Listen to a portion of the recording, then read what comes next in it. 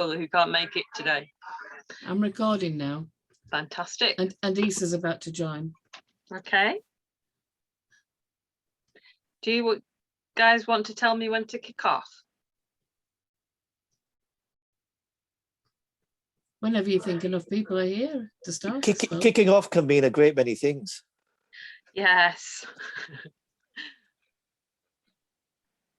I think we'll just wait another minute to see if anybody else is going to join us. Mind you, people will join us as we go, won't? Because it's kind of a dip in, dip out thing, I think. Okay. And we could always begin to kick off later. We'll kick off when you start. It's all a little bit Lancashire here, isn't it? I think we need to kind of it's very Lancashire. Yeah, we need you. Cheshire. We need some sagacity here. I'm Cheshire, not Lancashire. Yeah, you're just a southerner, really. We've got Deborah. Who's Deborah a friend? I don't know. Deborah's on. Fantastic. Deborah's made it. Deborah's been Hello, I made it. Hello. Well, because can you hear me? Yes. I'm not muted, am I? Because you sent it on WhatsApp. Yeah. I ain't got it on the computer. So no, then I realised when I got here, I thought, oh no, now I have to somehow. So I emailed it to myself, and I've done all sorts of. I'm sure it was a long way around. We haven't even started yet, so it's lovely to see you. And just to let Deborah. just to let everybody know, we are recording this. So if you don't want your face on or what have you, just. Well, as soon as if anybody wants to share their screen, you won't see everybody. It might be that at the end, if it's question time, if people don't want to appear on screen, they can either take the video, stop the video, and whatever. Because I've had a load of people saying that they want to see this later on, so that's why I wanted to record it, really, for the people that can't make it. But in a way, to be honest, I know I could have sort of publicised this a lot more, but I kind of wanted to give it the friends and family feel, and for people to feel it wasn't some big mass thing. So when I do my talk, I'm going to presume there's a level of knowledge that might not be there. But what about you? Where's your dad? Oh, my dad? That's true. Everyone's forgotten. Forgotten granddad exists. I tell you what. I'll call him. Call him or text him. This is great having your daughter bring them. Do you know what? The thing is, without giving away any more family secrets here, I can tell you now they're in a caravan. I thought there might be an issue with Wi-Fi. With Wi-Fi, but they might join us a little bit later. To be honest, they will be quite happy not to listen to me and Steve, and they've listened to us for many decades now. I think they're much more interested in listening to what other people have to say. Okay. So if everyone's okay, I shall just start off, if that's all right. Can Issa hear us? I'm sure he can, but I know he's very busy with some medical administration at the moment, so he said he may not be able to talk. Oh, okay, okay. Such a lovely group of people. I've finally seen who's up here. That's really nice. There's somebody else coming, Heather Fletcher. She's there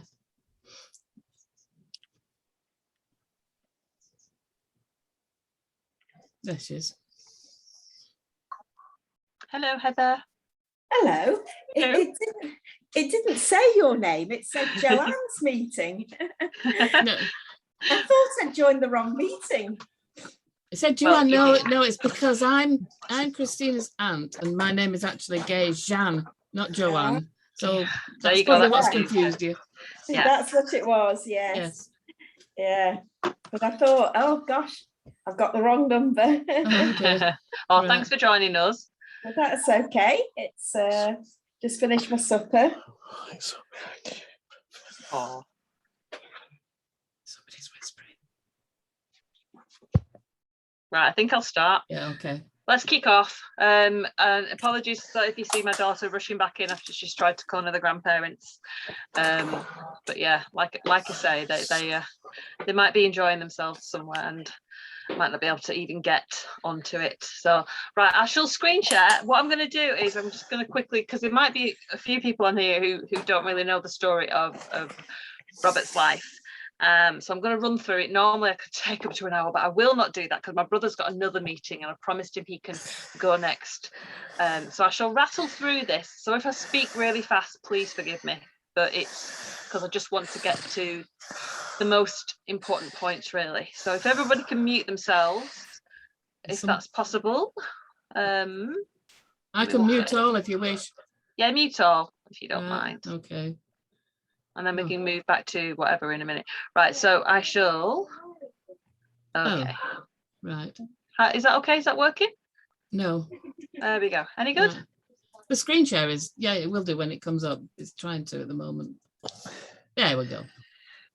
Okay, right. I'll just start off by saying I wanted to list here all the things that Robert Rashid Stanley was to people. So it's a bit of a mouthful. Grocer, councillor, magistrate, mayor of Stalybridge, Muslim convert, son, husband, dad, brother, grandparent, right, many grandparents. And he lived a long time, as you can see. He literally was 83 years old, which for somebody that was born before Victoria came to the throne, that's pretty considerable innings. Those are the books that I wrote about him, which if we have time, I can talk about at the end, but if we don't, it's fine. I always get a bit eaten about talking about writing books. So the beginning of the story, it's very much thanks to family history. And it's very much thanks to my dad and to Auntie Gay, who's a co-host today. What happened was my dad decided to look into his family history, and he stumbled across a little magazine you can see in front of you called The Crescent. He had never heard of The Crescent, and inside The Crescent was a picture of his great-great-grandfather, who he knew had been a mayor of Stalybridge. But in this picture, he was wearing a fez, and underneath it said Robert Rashid. It said Rashid Stanley, JP, ex-mayor of Stalybridge. That's the actual photograph. And after this, we had amazing coincidence, whatever you want to call it, after amazing coincidence. An elderly relative had a fez in their possession, which they said had belonged to Robert. My dad found a tie-pin in his mother's little jewellery box that was a star and crescent of Islam. And my brother, who will be on in a minute, had converted to Islam quite a few years before this discovery. So instantly, my brother knew the significance of the Crescent magazine, which was the first. Oh, Christina, I have just muted the wrong one of us. Can you unmute yourself, please? Am I back? You are back. Someone said that someone was, there was some noise, so I had to remute everybody. Well, I'm sorry. I'm back again, don't worry. You are. So basically then it was head down to the archives. And just to kind of fast forward this again, we had made this astonishing discovery, incredibly significant because my brother had also converted to Islam. We'd never known anything about Robert Stanley's life other than he had been a mayor of Stalybridge. And so my dad and my Auntie Gay in particular did an awful lot of research looking into his life, made some incredible discoveries. And then a few years later, a lot of my friends and family started poking me because I write stuff to get the book written. So this is how this all began, really. So just really absolute basic context. You know, there's books and books and books I could write about each of these issues. Robert arrived from Cardiff in 1838, aged 9 to 10, and he arrived in Victorian Ashton, and he was looked after by his uncle. So they're a very working class family, but his uncle had made money. He was one of the richest men in Ashton-under-Lyne. He was a member of the Christian Israelite sect. Again, I can do an entire lecture on this, but I won't. A fascinating group of people, which you can go away and look up yourself or read the book if you want to. And religion was really the glue that held the fabric of society together at this point in time.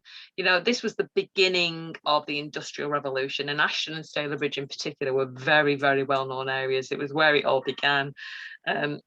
Manchester was known as King Cotton at the time. All around the world, people didn't even say Manchester. King Cotton was the word that you used to describe Manchester. So these are just some of the key people and key things that Robert kind of walked into as a little boy. He was an apprentice in the shop, the Christian Israelite shop, owned by his uncle John Stanley, and he then left when he became an adult and got married. He moved just a mile away up to Stalybridge, married his wife Emma, started going to Old St George's Church, as we know it in Stalybridge, and then along came a new St George's Church, and another fascinating battle of the Church of England, which was called the Battle of the Two St Georges, where the vicars basically fell out. Again, another long story, cutting short. So it was a very interesting time in terms of religion as well. Gay, who again is my auntie, has done a lot of research on the Murphy riots, which were the anti-Catholic riots of 1869, very much in response to the massive amount of Irish immigration that occurred in the north of England in the 1860s. And then over on the left, we've got Joseph Freda Stevens. If any of you know your political radical history, you'll know that he was one of the key leaders of the Chartist movement. And I think one of the things that I didn't look into too much actually until more recently was the Astley Deep Pit disaster, which I'd known about growing up, but it killed 54 men and boys in Duckingfield. And Duckingfield was originally the ward area that Robert represented. So this was only a couple of months before he became mayor. And this was just absolutely devastating, one of the worst pit disasters ever. And he would have had to deal with all of this as well as all of the other shenanigans that were going on. Now, Manchester, as he grew up as well, apart from the religious side of things and the sectarian side of things, you had the strikes. Trade unions were outlawed for several years. You had the plug riots, the general strikes, where I suppose they were the successors in many ways to the Luddites, who saw that the factory conditions, the horrific conditions facing the children and facing the adults, who were just treated, they were no better than slaves, were paid a pittance, and just had the most awful existence. So they had the anti-poor law movement as well, which Joseph Rayner Stevens was very much the leader of, because it was the workhouse era. Those of you that know your Oliver Twist will know that if you fell on hard times, it was off to the workhouse with you. So Joseph Rayner Stevens also led the factory reform movement. Chartism I mentioned previous, so this was the clamour for the vote. This was the early cries really for democracy. So at this point in time in history, working men, and I have to use the word men because that was all that was really of any interest to anybody at the time, didn't have the vote. So this was the backdrop to Robert's interest in politics. He actually went down to Parliament in 1869 to talk about whether there should be a secret ballot to protect the way that the working men voted or not. And he has some interesting views on that. I'm sure if you were around today, I would probably fall out with him over it. But one of the things that really staggered me, which hasn't been taught in schools through several generations, was the Lancashire cotton famine. And the interesting thing, I think, for kids today, and how I wish they were taught this in school, people in Lancashire were starving to death from 1861 to 1863 because of the American Civil War, because the cotton produced in the south of America was blockaded by President Lincoln, and it couldn't get over to Manchester to be processed and to be spun. And this led to the bread riots in Stalybridge and in Ashton. So one of the beautiful things that we did find was an old newspaper that belonged to Robert. We had no written records of his own at all, but my dad did have a copy of this newspaper. We wondered why he'd kept it, and then we realised when we retraced the steps in the second photo, that was his shop. And we have, through oral history, passed down from son to son from Robert, he talks about when he owned his grocer's shop, it was attacked and vandalised, and they had to throw bread out the windows to the rioting, starving people. And as you'll see there, this is 1863 and 1819 was Peterloo. So we had the same treatment really of working class people when they were rising up for the conditions that they were subjected to. So this is also the bit that interests me in particular, and obviously we knew nothing about this when we made the discovery about Robert, was trying to trace. He had all this amazing context to his life, but also he had outside interests. And that sounds, I think we kind of think because of the internet, because, you can connect with anybody now and talk to anybody in the world at any time. Knowledge is our power. People back then, they knew nothing. In many, many ways, they were far more aware of international issues than we are. Their bread and butter, everything that they ate, everything that they wore really was very much reliant on overseas markets, on the trade routes, and had been for several hundred years. And I think we forget that. So because he was a grocer and because he traded tea, he bought tea from the Manchester Corn Exchange down there. I really do believe that tea is the key when you're looking at why he became interested in Islam. I think because of his religious background, the Christian Israelites followed Mosaic law. So they basically were very, very close to Judaism, very, very close to Islam. Exactly the same rituals and exactly the same beliefs, even down to the dietary requirements, down to circumcision. So he was very familiar with these kind of practices as a boy. So he had outside interests. He met David Urquhart, who was a huge champion of the Ottoman Empire. He was a Tory. He was a municipal socialist. So when he did become mayor, he really led on a lot of the important improvement schemes, like Joseph Chamberlain did in Birmingham. So there's Stalybridge Market Hall, Duffstone's Reservoir, Stamford Park. So he was really kind of leading the way with other men of his time. But again, he was unusual because he was just a working class man. He wasn't one of the rich men of the town. Until Robert became a councillor, they'd all been very rich men who ruled the town till that point.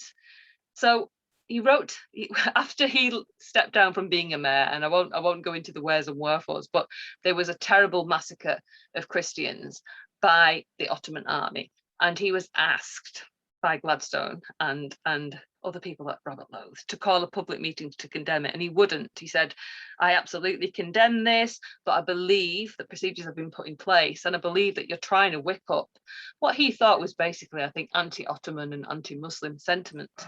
And he was really publicly vilified for this by standing up to Parliament and by the people who held the power. And I think after that point, 2 years of the mayor, he stepped down, became a pub landlord, which I think is fantastic. The pub's still there in Ashton, the new inn.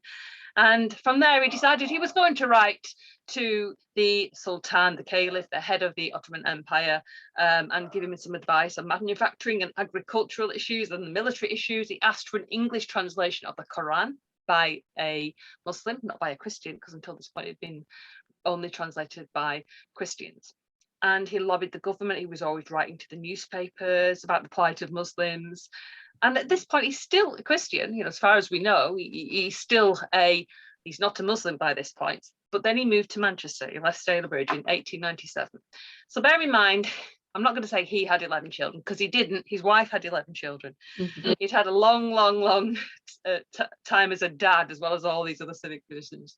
So when he went to Manchester, we then know from William Abdullah Quilliam, who was who probably is the most well-known Muslim convert in the British Isles, who set up the first mosque in England, which was the Liverpool Mosque.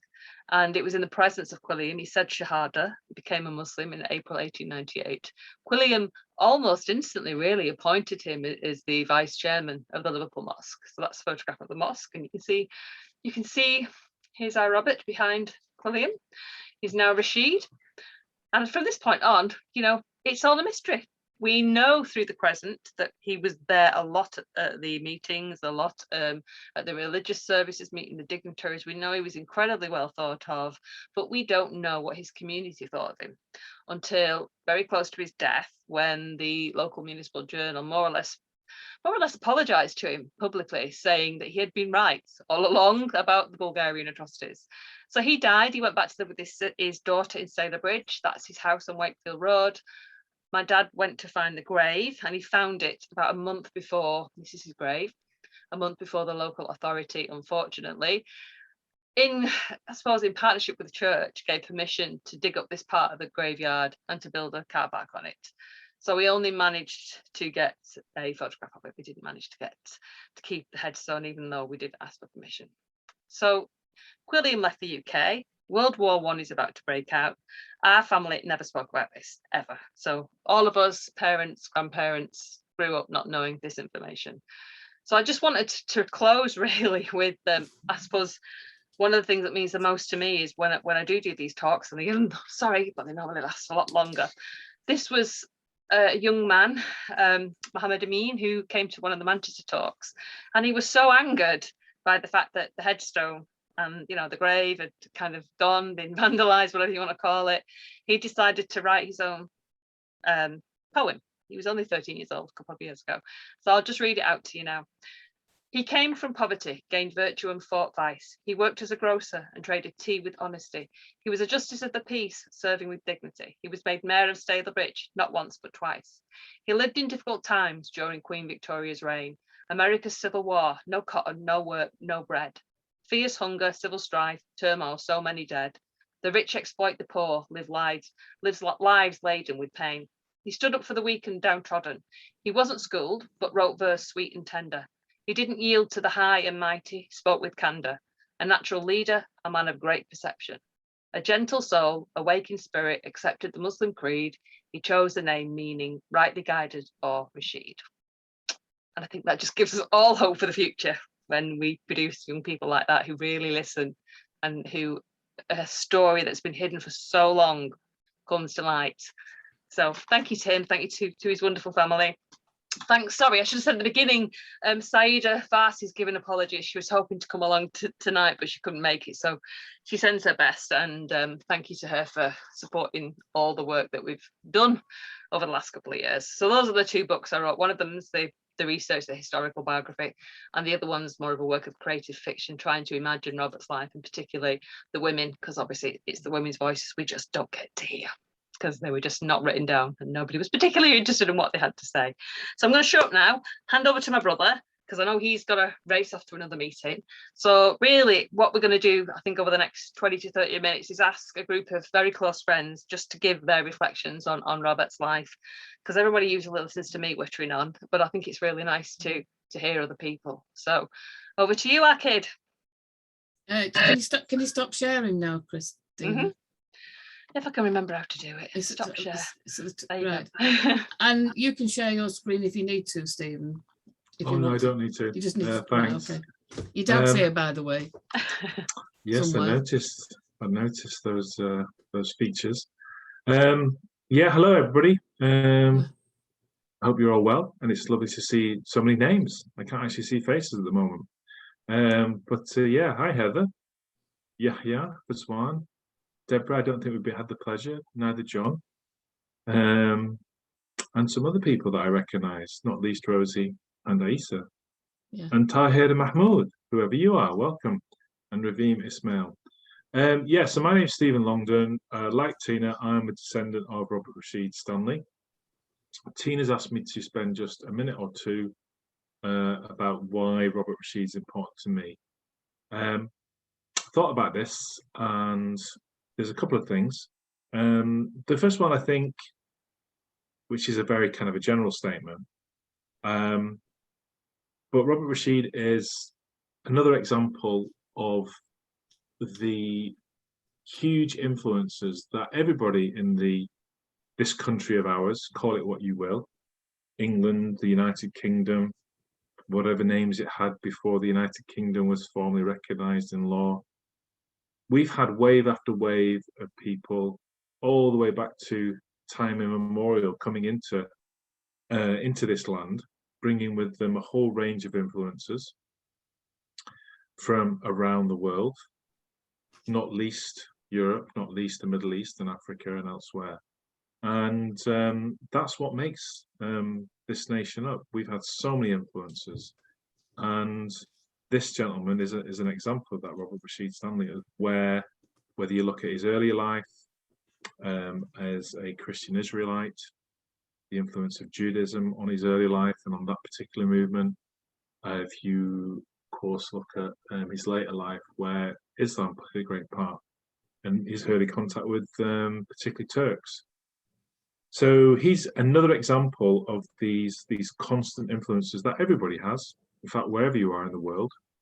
And I say that because it's important to remember, because unfortunately we are surrounded, well, perhaps that's too great a word. There are many people in this country who seem to think, and we have a bit of a resurgence of it at the moment, that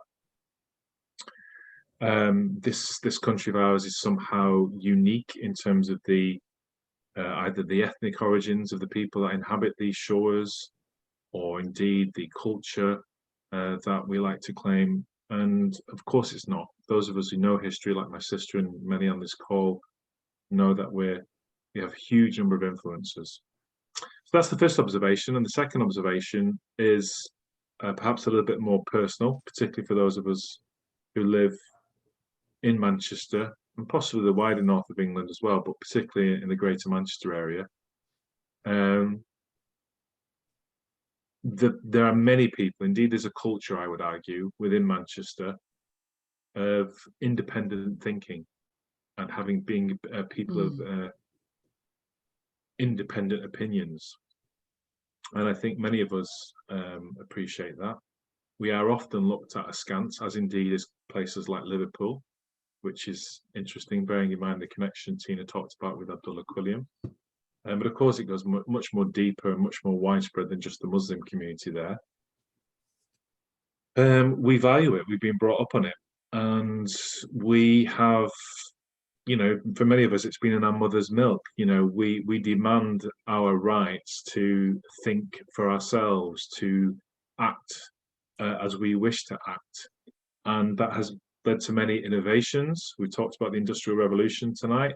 We have talked about the fights for the right to vote. We talked about, you know, we could talk about the women's suffragette movement, which goes back all the way to Peterloo.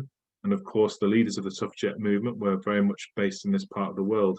And I think personally, that's something that I feel very proud of, and it's something that I hold dearly, is that independence of thought. Even if that means sometimes you are going to go against the vast majority, and even if that means on occasion you're going to be vilified and scorned, it is a powerful value, and it's something that we should celebrate with Robert Rashid and the many other individuals in this part of the world who demonstrate those values, and it's something we should pass on to our children. I notice Issa's no longer with us. He is there. Issa's still there, so he's not got bored with his father yet. But I hope that's one of the values that we pass on to the next generation. That independence. Some possibly in other parts of the country might call it bloody mindedness.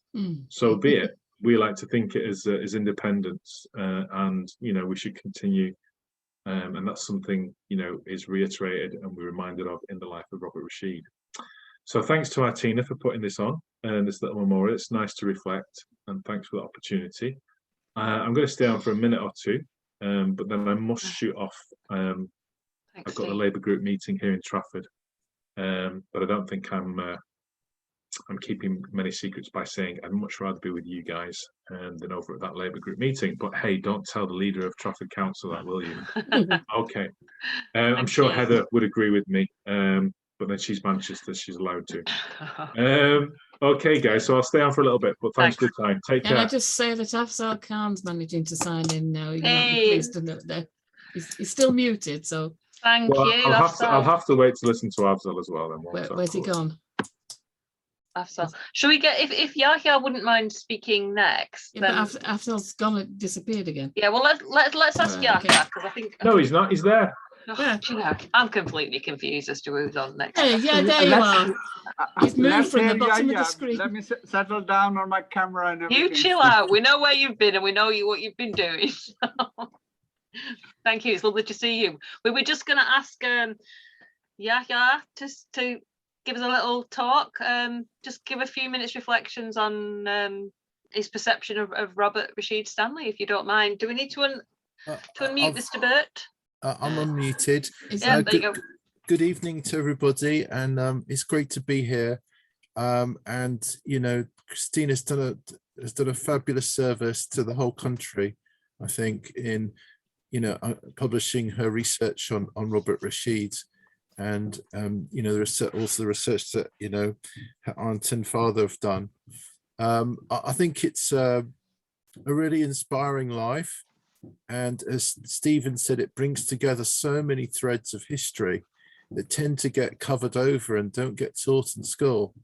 How the English working classes were intellectually curious, how they were connected to issues of the world, how they had their own political struggles, their own stories, had their own curiosity about the world, and how they were connected to that world. And a Britain that in England that is intimately connected with what's going on in empire and the rest of the world, and Robert's life is a reflection of that. And it shows it brilliant. It's how history really should be taught, and I despair of the kind of little Englander mentality that we seem to want to associate with the story of these isles. And I'd much rather have history told by the likes of Christina about an England that is open and to the world.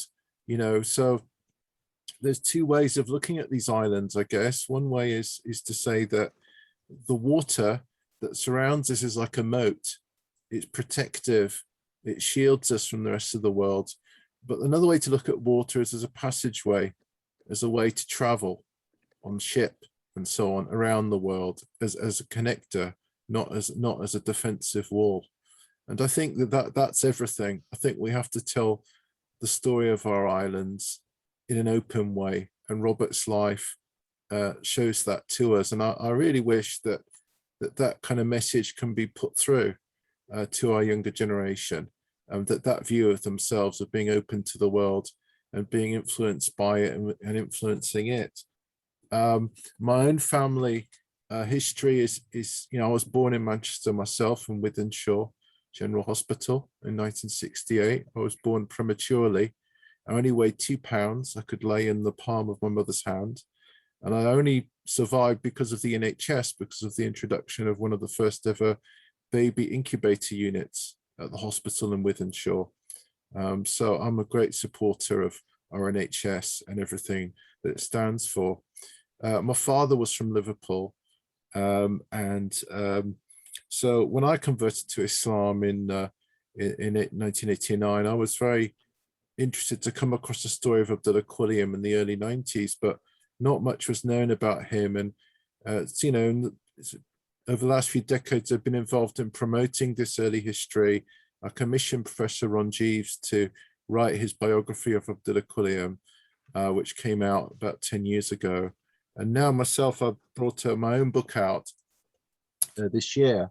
So I'm going to give a little plug, because it's a travelogue by an Ottoman intellectual and journalist called Yusuf Sami Asmai, and it's an account of England's first mosque, where Robert Rashid Stanley declared his faith to Abdullah Quilliam. Now, this book is set 3 years before Robert Rashid converts to Islam, but it's a fascinating bird's eye fly on the wall account of a working class community of English people who had converted to Islam. We've got a little section at the back of the book with 12 little mini biographies. And then these are people like one chap was a marine boiler riveter, he trained as a plumber, and he was the first muazzin, he was the first caller to prayer in the mosque. His name was Arthur Hassan Radford. And he used to go up to the first floor, he used to call out the call to prayer in Arabic and then in English, for which the local population at the beginning used to pelt him with stones and snowballs and the like. And he actually sometimes, who was injured, and it got reported around the world, that story, it was well known. So these were ordinary folk, and this community, by the time Robert Rashid joined the community, they'd established themselves and gained a bit of local acceptance. The local mayor had visited the mosque and so on. So they'd become more established, but the earlier years that this book captures are years of struggle, I think, for that early community when it was still establishing itself.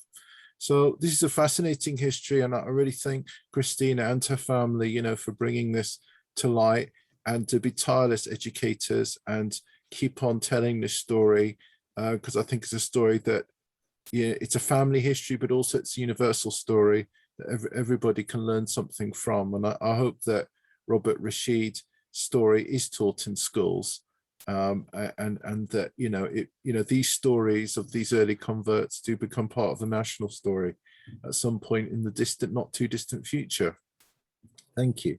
Thank you so much. I absolutely echo everything you've said there. It's been too long, and things have to change, I think. And it's nice to have had your support. Very, very. I think you've been a wonderful support for me and my family. So thank you. Thanks for coming to talk to us as well. Thanks for having me. Thank you very much. Part of the crew. And I'm going to now ask Afzal, in case I think Afzal might need to dash off as well.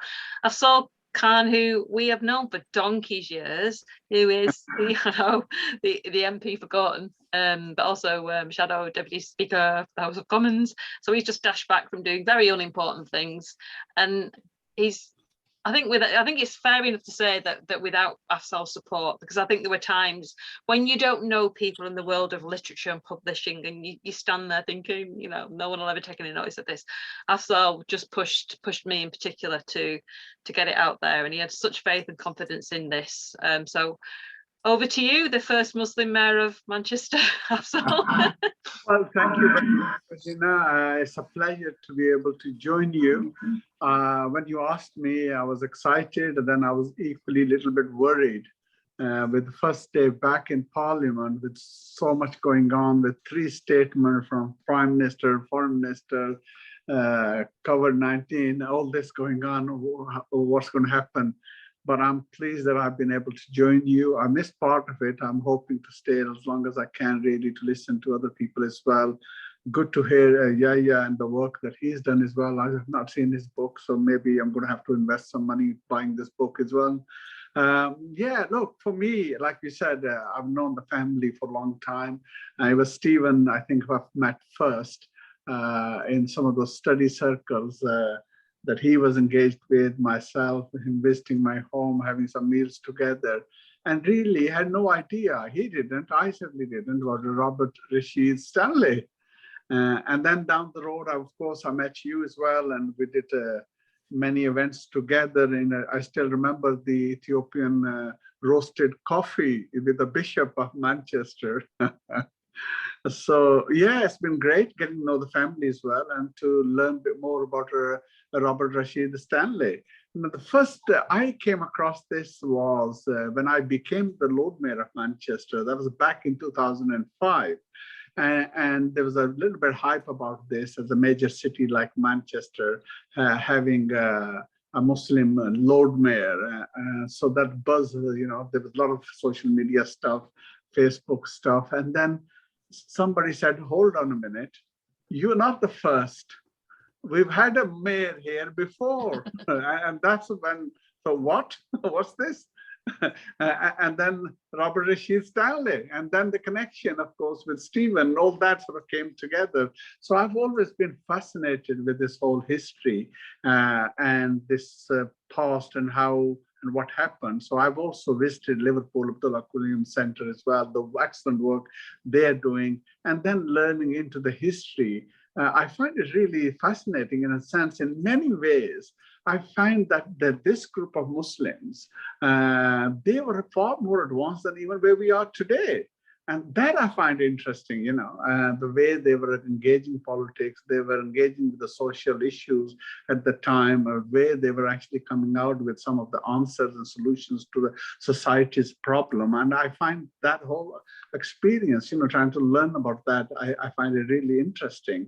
And I think when we look at it then where we are today, and why I think having to have more of this story being shared is important is, I mean, number one is, you know, we have a sizable Muslim community in Britain and it's growing. And having that connection that, look, it's not new, and many are reverts. Robert Rashid Stanley wasn't certainly the only one. You know, there are many. I don't know the exact figure, but certainly there'll be tens of thousands of reverts from indigenous British community.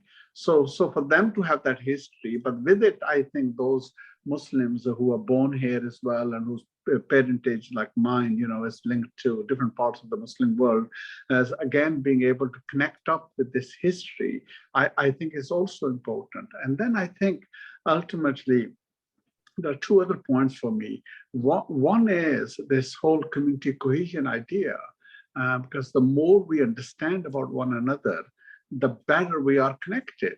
And therefore, this fear of the unknown actually gets dealt with. And a lot of the prejudices that are pumped out, the hate that is pumped out into society by extreme elements, that is part of this lack of knowing, you know, or knowing a Muslim through the lenses of media, which itself is distorted. So again, all those community cohesion point for me is also important. And finally, you know, I often come across this idea that, oh, this is a Judeo-Christian society. And I say, hold on a minute, Judeo-Christian society. Oh, what happened to Islam? That's also part of this Judeo-Christian Abrahamic faith, you know, in all sorts of different ways, those values. So it's not as though Islam is alien in that sense. Then you discover this whole connection, and people like Yahya are doing some excellent work to learn those different connections, how we've had thousands of years of this connection with the Muslim world as well. And then on a faith perspective, we have so much in common with the Abrahamic connection. So it's not this is just a Christian Judeo actually society. Actually, Muslims equally have the same sort of stake with those values too. With this society. So in all those reasons why I think it's important, and that's why I also do the campaign on curriculum subject, that we really need to diversify this curriculum that we have. This is important for the society, for our young people, for the reason that I've already given you, but also to correct our history. You know, it's distorted. That's the fact. You know, when we often hear about dark ages, it's a good example of this point, that actually what you're talking about is dark ages for a small part of the world. It's not that the whole world was in a dark ages. And then when you get into the civilization idea, then again you understand that actually civilization are connected and they sort of borrow and understand and take it forward. So many things that we enjoy in the West today are only here because of the Muslim civilization and their connections with this. So we have a stake into this civilization for all of us. So well done for what you're doing today to mark the 110 years of anniversary of Robert Rashid Stanley. And I look forward to your excellent work, and anything I can do anytime, more than happy to. Maybe the Parliament will be opening up more and then we can maybe do an event here too. So thank you for giving me the chance to share a few thoughts with you. Thank you so much, Afzal. And yeah, my biggest dream, and I'm sure everybody else here, would be if we could change that curriculum and correct some of the stuff that's been covered up and covered over and misrepresented. And I know that, you know, some people are working on it, but it's not happening fast enough, and the demand is there. People, you know, people want to know this stuff. So thank you so much for taking your time out of your crazy mad day. Really, really appreciate it. Thank you. I'm going to ask another, she's not Manc really, but a lot of people know her because of a certain Manc thing. This is Deborah Mcandrew, who's actually a Leeds lass, so she's a northerner, and Deb is a very well-known actor and playwright, and she has helped me put together some of the dramatisation of Robert's story that I've been longing to do. She's really been helped. She's been a great friend and a wonderful trooper, and if she's around, Deborah, I'd love you if you could come and say a few words now. I don't know if our Stephen going. He's waving. I don't know if he's waving alone or not. But He's waving rubbish. It's breaking up, so I hope that. Oh, sorry. No, that's mine. And I've also got a snoring dog at the side of it. If you hear any strange noises, honestly, it's not me. It's not you. it is my dog. I've not got much to say really, just to thank Chris for inviting me to be here tonight and just for discovering Robert through her really. Obviously there's lots of different perspectives coming out in what people are saying, very personal perspectives, cultural and religious perspectives as well. So probably my perspective is as a storyteller, and I suppose it is to emphasize to everyone and to the wider world the power of stories and the power of Robert's story to potentially, you know, reach people's imaginations, to inspire them. I think one of the problems that Chris has got, and we've discussed this at length, is it's such a massive story. There is it touches on so many things. You know, there's just so much there, you know. I mean, obviously that central religious journey, spiritual journey that Robert was on is so prescient and so pertinent for our times. But wider than that, you know, class, culture, history, you know, all sorts of things, all feeding into this story. So it's so big, and trying to kind of get Chris to make some big difficult choices as a dramatist to focus on elements of Robert's story as opposed to trying to sell the whole lot, because she has the whole thing in her head all the time. Yeah. And so trying to sort of go, well, just park that bit for a minute and let's think about this, because obviously in telling Robert's story, to focus down on those really key moments, and that drama is about change, and so where are those real points of change. So we spent a lot of time discussing those things, and also discussing how to disseminate the story through drama and what are the best options for that. And I'm sure that's an ongoing conversation, probably forever. But, you know, there are lots of ways that we can do this. Chris has already done it in many ways with biography, fiction and drama. So that's all we'll just keep plugging on. And the power of stories, real stories, to transform people's lives, people's views, to really change hearts has always been the case. And the problem happens in societies when the wrong people get hold of the strong narrative. Yeah. And that happens, you know, in all kinds of ways. And I'm being judgy there, actually. Good. People I think are, you know, use stories because of the power of them, can use stories in a very negative way and tell a narrative to people about who they are, which is, first of all, not true. Secondly, extremely destructive. And so what we need to do is hold on to the strong story and really get that narrative told. So that's my view. Robert is inspiring and fascinating and and wonderful. And I'm so glad that Chris brought him into my life as well. So thank you. Thank you. Thanks, Deb. I just want to say, isn't it amazing that, you know, somebody that hasn't been the star of a blockbuster Hollywood movie has touched so many lives, you know, and just through telling it. And in a way, it's okay, I've written a couple of books, but most people I talk to, I'm telling the story, and my brother's telling the story, and Afzal's telling the story, and Yahya's telling the story. I'm telling the story. Yeah, and Gay's been right from the word go telling the story. And I think, wow, that's a personality that, you know, as more people need to find out about him. But how many more people like him? And that's the bit that I love talking to you about, because, you know, it's the extraordinary in the ordinary. I think that we need to get a little bit more out there in terms of teaching history and sharing these stories. So thank you so much. You've been a great mate, and yeah, I'm sure Robert would approve of all the tinkerings you've done with what he allegedly said and didn't. I think he'd like you. Thank you. I'm going to, if you want to stay on, please do. It would be lovely, but I know you've got to push off to another meeting. So I'm going to ask another very well-known person that people will know, which is a very good family friend of ours, who is Razwan al-Haq, who is an Islamic artist, writer, and extraordinary calligrapher. And you need to go and check out his work. But Raz, if you're around, you get to say your two Pennyworth now. He's also a northerner, but you know, we're getting a little bit biased, aren't we, today with the knots? Just Over a to you, little sir. bit. Over Just to a you. little bit. I don't know about that, but let's first of all just look at the gentleman. Let's look at that face. Now, he's determined, he's fearless, and he's different. And I think that's the thing. That's the thing. To me, I am interested in history. I really am, but I'm more interested in the future and the now. And if you look at him, just look at him. That's how politics should be. You know, what is politics? It's about change. It's about fearlessness. You know, sitting there and, I don't know what will happen. You know, what will my leader say? What will the whip say? You know, all of that rubbish. I think someone mentioned the Labour Party earlier. Where? Labour Party? Sorry, is there such a thing? Now, I think if Robert was in the here and now and the future, he'd be asking questions.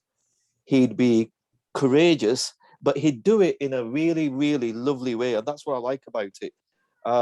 So 850 years ago, apparently, Muslim explorer al-Idrisi, you see, I can use Google, right? He describes England as a fertile land in an ocean of murkiness, with courageous, vigorous, resourceful natives gripped by incessant winter. Courageous, he was. Vigorous, he was. Resourceful, he was. You know, grocer shop. He's really concerned about the people, and he's not bothered. And he goes at the top. He's not thinking about his own where he was born, and he has a massive sense of morality and a massive sense of justice. And I think what I get from the book, and I actually get more from this book, and what I recommend about this book is I see it in his children. So, for example, you know, you can either when I read this book, it was very different. The English was very different. It was like, you know, putting two fingers up to, sorry, I know that, but sort of putting two fingers up to what's accepted in English and to sort of put a bit of northernness in here. And I think that's the fearlessness what we need. And that's what I get from reading Robert. And I think that's what's missing. So that would be my 2 pennies worth. And I would recommend everybody to read this. And there's a different way of thinking as well. So when you read the book, you think in a different way. We've all become the same. And there's a very important section here. And you can tell that the descendants of Robert Rashid Stanley are concerned about human beings, because there's a page here, page 269, which is bringing family history to life. Now, no one cares about that. You know, they'll write a book, and you know, that's it. But here, someone's written, you know, one of the descendants has written a book about how you can improve your life and cares. So being courageous, caring, not giving a damn, but doing things properly, you know, that's our Robert. Thank you, Raz. That's so good of you. And I even let you off the politics bit there, because Robert was all about politics. Party politics with the P and small politics. So thank you very much. And thank you too for giving me a good kick and making sure that when I was kind of floundering and a bit scared of forging ahead with it all myself, you were one of the key people that nudged me to do it, because you knew that this story had legs and you knew that people wanted to learn as well as to imagine. So thanks. Thank you. Thank you ever so much. And I think we've got I know not everybody can stay on for much longer, but I did want to ask my auntie Gay, who's an absolute expert on genealogy. She's been on telly and everything. She is an expert, but you know, she's been a wonderful inspiration for me. And not, you can't see, but my daughter's in the corner of the room. So when my brother started talking about female suffrage, she was going, yes, absolutely. And so Gay is of a similar mind to me, which is let's write women back into history. Exactly. Let's write working class women back into history. So do you want to say a few words, Gay? Yes, please. I had sort of prejudice when I was a child, because I'm half Irish and half Belgian, but my father was a Protestant from Northern Ireland and my mother was a Belgian Catholic. So they lived in Ashton, and at the time in Ashton there was a huge, sorry about the cat, there's a huge Irish community at the time, where there's the Islamic community now and the Hindu community. And the narrative there was terrible. There were fights and battles leading to the Murphy riots, and I studied that in detail. But the main thing I want to talk about is the fact that I studied a lot about Robert when he was a child, because one of his sisters emigrated to America, and Mary Ingram, a descendant, the Americans had kept some sort of oral tradition of their childhood, of what their life was like in the old country, more than we did. I think a lot of Americans are like that. They want to get back to finding out about the home country. And she said that Robert's father was banished because of some misdeed, and we tried to find out what it was. And I think we discovered that it was the fact that his first child was illegitimate, and that the lady he got pregnant was very young at the time. Anyway, she then says that he was banished and he went to Wales. But first of all, he travelled all around Europe, being rather profligate and wasting money. And that he had been educated, but he hadn't educated any of his children. Now, I did find a militia report in Chester to say that he'd signed up for the militia. So I think he was travelling around Europe at the time of the Napoleonic Wars, and he may have been, etc. He comes back to Cardiff 11 years later and starts having a group of many more children. But his father was still bankrupted and in trouble financially. This is when rich Uncle John Stanley from Ashton came to rescue the family. The illegitimate child, he actually gave him a job down the mines. He didn't give him a very good job, but whether the stigma of illegitimacy still hung over him, I don't know. But he gave the eldest son after that, he became a bookkeeper in his coal mines.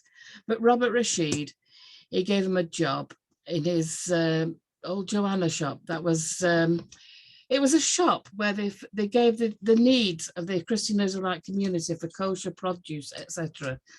And it was done on various cooperative lines, predated the Rochdale Pioneers by about 25 years. And he was very, very young when he got married and had a child. He was about 19 when he was already had his own shop and children.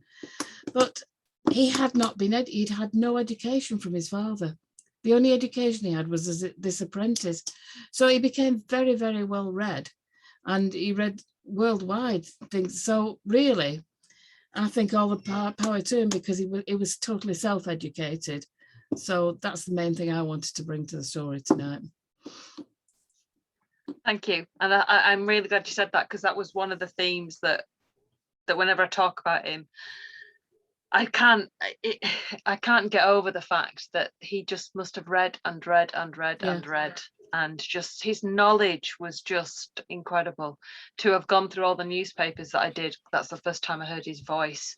And newspapers, the local newspapers in those days reported verbatim how the magistrates spoke. And I think that's why Gay, isn't it? He was appointed, he was urged to become a councillor. He wasn't just some grocer who was nice and had something to say for himself. He really impressed the townsmen, and they did describe him as, you know, a wonderful, wise, kind mayor until he got elected as the mayor, and then all the liberals of the town said he wasn't old enough, he wasn't fat enough, and he wasn't bald enough to be the mayor, which I thought was wonderful. But they were quite appalled because they lost the election that year to the Tories. But yeah, I think you're right. I think he just astounded people with his knowledge and with his manner as well. I don't think it's very hard to tell, isn't it? You want to kind of, you know, create this personality that you've never met, but it is quite clear from everything that I've read about him, he wasn't puffed up and he wasn't arrogant, and he was very kind, and he was very popular. So I think when you know, when it comes to politics, and he had obviously that difficult patch where people turned against him for a while, that he did say to Quilliam when Quilliam interviewed him, it was the most hurtful thing ever. People that liked him and treated him well, because all of a sudden he wasn't towing the party line, they just turned on him. So I think there's an awful lot to learn from his life, is it? You know, not just in terms of you don't have to have had wealth and privilege to be educated. You can educate yourself if you want to. But yeah, thank you, and you've been such a wonderful support. I just want to say one more thing though, really, because if you read Quilliam, he's talking about Afghanistan and exactly what's happening now in Afghanistan. He's talking about that over 100 years ago. Exactly the same scenario. In the book, I've reproduced all the letters to the Crescent that, you know, he wrote to Quilliam.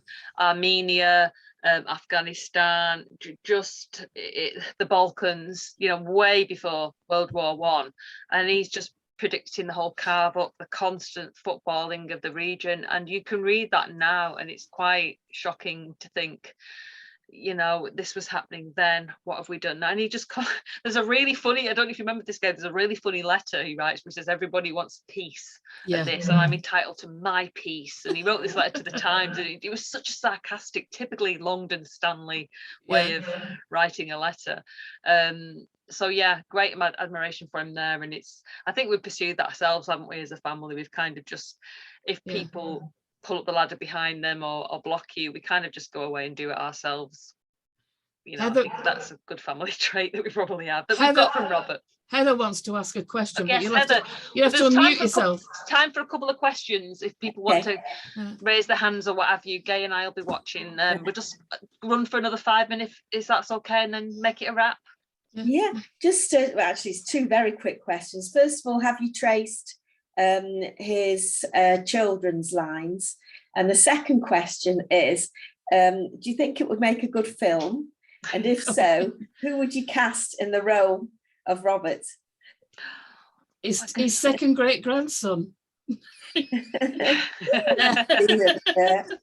I'll have Matt, well, I mean, Gay and my dad have done an awful lot of work on the next generations down, and, you know, interesting family characters, and my grandpa, who I remember very well, who lived until his 90s, who was Robert's grandson and was very close to him, was also a mayor of Stalybridge, a very interesting character. And how I wish, I was only 4, I think, when he died, how I wish I'd known about Robert then, because a 4-year-old, I would have been very precocious asking questions. So yeah, I mean, and like I say, we've only got, you know, he never talked about Robert Rashid. We haven't got anything from him really on that, but they were clearly close. We've been able to piece it together. We know that they were very close as a family. So yes, but again, the women, Robert's wife, Robert's daughters, we kind of know what his daughters did, but beyond that, nothing, you know. And that's the bit that I find really hard, you know. Nobody kind of asked. So thank you for that. There was an fascinating story, really fascinating. But there was a good film. Sorry. Actually. There was an instance of when the family that went to America during Prohibition, one had gone over the border and they fell out for 35 years because one of them went over to Canada and was liquor running into America. We'd never do that nowadays. No. I've no idea who I'd cast. I suppose I'd like Liam Neeson, but you know. Oh, you can't have everything, Christine. There's not enough gun battles in it or kidnappings for Liam Neeson, but I'll have to think on that one. It's a very good question. Thank you, Heather. And thanks for your support, because you've always been really great and a good family friend and help. I've got a question here from Ravim, if people don't mind me just reading it out. All right, okay. Ravim says, I wonder, is Robert mentioned in the book Loyal Enemies? I've yet to finish it, but 2/3 of the way in, there is I've no yet, just by Quilliam being covered. Jamie Gillan wrote this book, and it is one of my most famous books on this subject. And that's because when Jamie wrote his book and when Ron wrote his book on the community, this information hadn't been properly uncovered. I think as a family we knew it, and I think it was featured in the Manchester Evening News, but because we hadn't put any research out there in the public domain, I mean, of course, Jamie is probably bored to tears now with Robert Rashid. So yeah, I think Jamie's writing, well, Jamie's always writing, but Jamie's writing some new stuff now that'll soon be out. But I think if he ever does another edition of that, I shall ask him to do something on Robert Rashid, because there's so much more information now. And I would say that Loyal Enemies is a fantastic book. He sums up so well the situation that these individuals would have been in on the part of, you know, being sort of seen as persons of interest and spied upon by the British government, the way that their own families would have reacted to them. But in particular, what I like about that book is he explains the process of conversion quite well, in a really fair-minded way. So I love the way he talks about what leads somebody to convert to another religion. So that's a good question. Thank you. I just did a plug for Jamie's book there. Thank you. I don't know if anybody else has got anything before we? No. Well, thank you. Thanks for joining us. Oh, Yvonne's got one. Yes. Is she on? Has she muted herself? Is she going to say? She's still something? muted. Unmute yourself, Brian. Unmute yourself, Bonnie. She's talking. Ask to unmute. I'm asking her to unmute. Can you see the microphone in the bottom left-hand corner? There you go, she's on. Right. Go for it, Bonnie. I'm just saying, who is this lookalike? Yes. Exactly. Put the fez on him.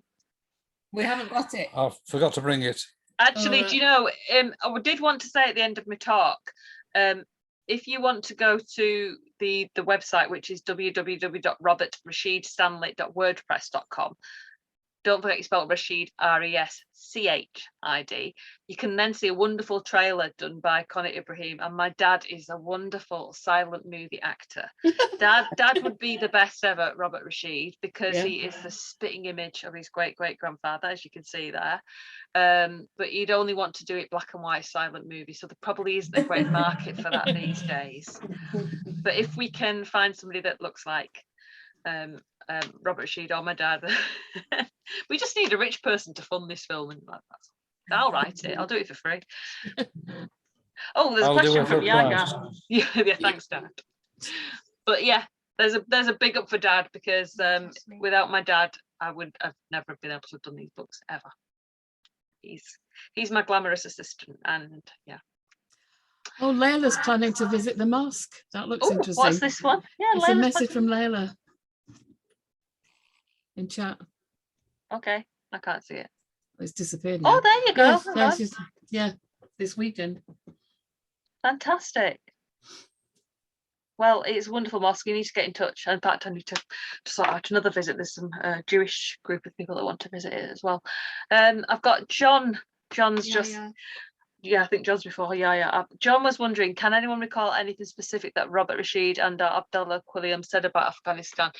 John, yes. I've got it all in the book, so I can send you a copy of... I shall double check. I know he talked about Armenia a lot. That was his big thing. But I'll double check on Afghanistan for you, and I will get it to you by email if that's okay. One of his main quotes was the fact that he said that if an American drops a bomb on Afghanistan, he's hailed as a hero. But if an Afghani person does it, or a Muslim person does it, he's hailed as a terrorist. And he said this over 100 years ago. We need to find that, don't we, and get that out there. Yeah. I've got a last one, I think, from Yahya's made a comment here. You read Quilliam on the subject of Afghanistan. You'll find there is a lot. You'll find quite a bit on the the visit of Crown Prince of Afghanistan, Nasrallah, to the Liverpool Mosque in 1895. And if you want to go to the Quilliam Society website, you can even go and read all those editions, and I did that a lot, and it gets quite addictive. So yeah, there was a lot on that. Thank you, Yahya, for that. And this is in the new book, Islam in Victorian Liverpool. So actually, just get Yahya's book instead, don't go to the website.